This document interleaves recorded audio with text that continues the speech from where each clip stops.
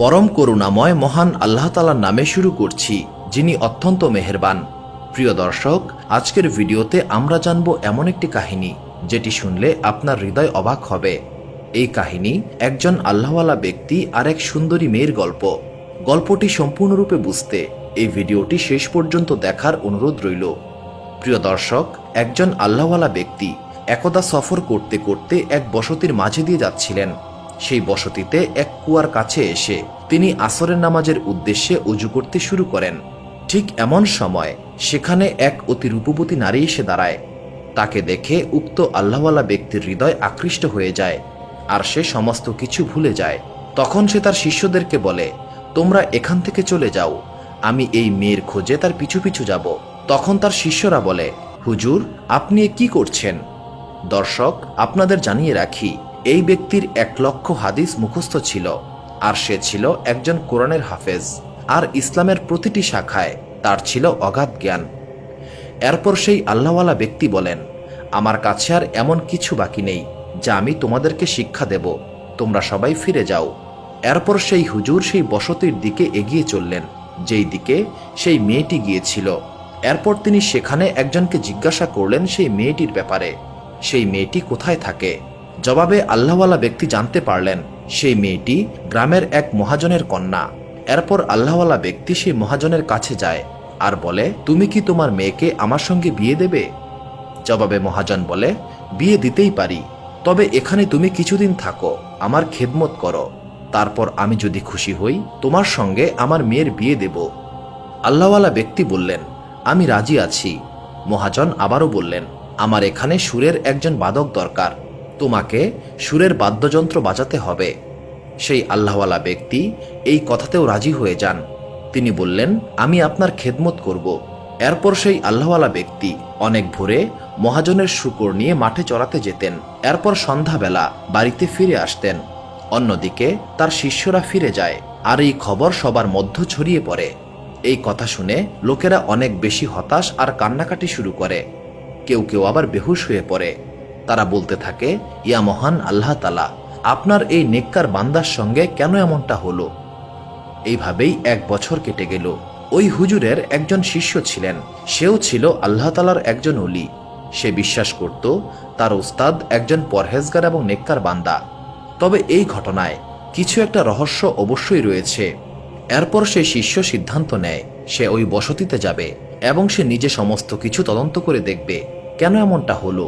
এরপর সেই শিষ্য ওই বসতির মাঝে পৌঁছায় এবং সবাইকে জিজ্ঞাসা করে তার উস্তাদের কথা। তখন সবাই বলে, যাও ওই জঙ্গলে গিয়ে দেখো, সে হয়তো শূকর চড়াচ্ছে। এরপর সেই শিষ্য জঙ্গলে যায় এবং দেখে তার উস্তাদ শেখ সাহেব যেই পোশাকে জুম্মার খুতবা দিতেন সেই পোশাকে শূকরের সামনে দাঁড়িয়ে রয়েছেন। তখন সে তার উস্তাদ শেখ সাহেবের সামনে গিয়ে বলে, উস্তাদ, আপনার তো পবিত্র কোরআন মুখস্থ ছিল, আপনার কি এখন তা মনে আছে? জবাবে তার উস্তাদ বললেন, আমার কিছুই মনে নেই। এরপর তার শিষ্য আবারও জিজ্ঞাসা করে, আপনার কি একটি আয়াতও মনে নেই? এর জবাবে তার উস্তাদ বলে, হ্যাঁ, আমার একটি আয়াত মনে আছে। শিষ্য জিজ্ঞাসা করে, কোন আয়াতটি আপনার মনে আছে? এরপর শেখ সাহেব একটি আয়াত বললেন যার তর্জমা এরূপ, যাকে মহান আল্লাহ তাআলা জালিমের অন্তর্ভুক্ত করেন তাকে সম্মান প্রদান করার মতো আর কে রয়েছে? প্রিয় দর্শক, সেই শেখ সাহেব যার পুরো কোরআন শরীফ মুখস্থ ছিল, তার শুধুমাত্র একটি আয়াত মনে ছিল। এই কথা শুনে সেই শিষ্য কাঁদতে শুরু করে, তার উস্তাদের শুধুমাত্র একটি আয়াত মনে আছে। এরপর সেই শিষ্য আবারও জিজ্ঞাসা করে, উস্তাদ, আপনার কি কোনো হাদিস মনে আছে? তখন শেখ সাহেব উত্তর দেয়, শুধুমাত্র একটি হাদিস আমার মনে আছে, তার তর্জমা অনেকটা এরকম, যে দিনকে বদলে ফেলে তাকে হত্যা করো। এবারও সেই শিষ্য কাঁদতে শুরু করে। এই দৃশ্য দেখে শেখ সাহেবও কাঁদতে শুরু করেন আর বলতে থাকেন, ইয়া মহান আল্লাহ তাআলা, আমার সঙ্গে এমনটা হবে আমি কোনোদিন কল্পনাও করিনি। এই কথা বলে সে কান্না করতেই থাকে। তার কান্নাকাটি দেখে মহান আল্লাহ তাআলা তাকে তওবা করার একটি সুযোগ দেন এবং পুনরায় তাকে তার অর্জিত সমস্ত ইলম ফিরিয়ে দেন। তখন তার সেই শিষ্য তাকে জিজ্ঞাসা করে, উস্তাদ, আপনার এমন দশা হবার কারণ কি ছিল? শেখ সাহেব উত্তর দিলেন, আমি বসতির পাশ দিয়ে যাচ্ছিলাম, তখন ক্রুশ চিহ্ন আঁকা একটি গির্জা দেখতে পাই, আর তখন আমি মনে মনে বলি, এরা কেমন মানুষ, যারা মহান আল্লাহ তাআলার সঙ্গে অন্য কাউকে শরিক করে, এবং আমি তাদেরকে গালাগাল দিতে লাগলাম এবং বলতে লাগলাম, এদের কি কোনো বোধ বুদ্ধি নেই? আমি তাদেরকে গালি দেওয়ার কারণে মহান আল্লাহ তাআলা আমার উপর নারাজ হলেন। তিনি আমাকে বললেন, তুমি ঈমানের উপর রয়েছ তোমার বুদ্ধির কারণে নাকি আমার রহমতের কারণে?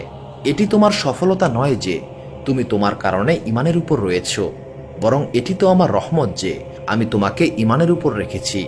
এরপর মহান আল্লাহ তাআলা আমার অন্তর থেকে ঈমান কেড়ে নেন আর আমাকে বললেন, দেখো তুমি তোমার বুদ্ধির উপর ঈমান ঠিক রাখতে পারো নাকি?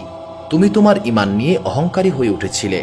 আমাদের এখান থেকে শিক্ষা নেওয়া উচিত, কখনোই অহংকার করা উচিত নয়, কারণ প্রতিটি কার্য মহান আল্লাহ তাআলার তরফ থেকে সম্পন্ন হয়ে থাকে।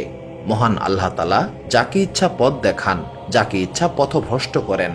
যদি কেউ নামাজ পড়ে তবে তা মহান আল্লাহ তাআলার তরফ থেকে রহমত তার উপর। এখানে নামাজ আদায়কারীর কোনো হাত নেই। আর যদি কেউ নামাজ আদায় না করে তবে মহান আল্লাহ তাআলা তাকে নামাজ আদায় করার কোনো তৌফিক দান করেননি। কখনোই আমাদের নিজেদেরকে নিয়ে অহংকার করা উচিত নয়, কারণ সবকিছুই মহান আল্লাহ তাআলার মেহেরবানি। আমাদের সব সময় নিজেদের অন্তর এবং জিহবাকে সংযত রাখতে হবে, যাতে করে কখনোই অন্তরে অহংকার না আসে আর জিহবা দিয়ে এমন কথা না আসে যাতে মহান আল্লাহ তাআলা নারাজ হন। কারণ মহান আল্লাহ তাআলা যা ইচ্ছা করেন, তিনি সমস্ত বিষয়ের নিয়ন্ত্রক। মহান আল্লাহ তাআলা আমাদের অহংকার আর সমস্ত পাপ কাজ থেকে হেফাজত করুন, আমিন। সুপ্রিয় দর্শক মণ্ডলী, প্রতিদিন নতুন নতুন ভিডিও পেতে আমাদের চ্যানেলটি অবশ্যই সাবস্ক্রাইব করুন এবং পাশে থাকা বেল আইকনটি প্রেস করতে অবশ্যই ভুলবেন না, এবং সেই সাথে আপনার যে কোনো মতামত আমাদের জানাতে আমাদের ভিডিওতে অবশ্যই কমেন্ট করুন। আশা করি আপনারা সবাই ভালো থাকবেন এবং সুস্থ থাকবেন। আসসালামু আলাইকুম।